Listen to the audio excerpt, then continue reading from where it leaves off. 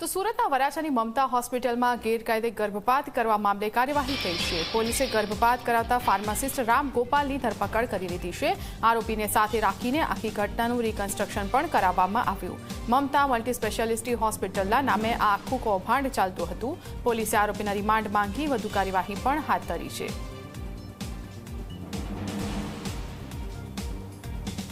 તો સુરતની આજે હિચકારી ઘટના સામે આવી હતી। મમતા મલ્ટી સ્પેશિયાલિટી હોસ્પિટલમાં જે આરોપી છે રામ ગોપાલ પોતે ફાર્માસિસ્ટ છે, તે ગેરકાયદે ગર્ભપાતનું કામ કરતો હતો। આ ફરિયાદ મળતા પોલીસે દરોડા પાડ્યા હતા। ત્યાં 3 ગર્ભવતી મહિલાઓ પણ મળી આવી હતી, જેઓ કદાચ ગર્ભપાત કરવા માટે આવ્યા હોઈ શકે।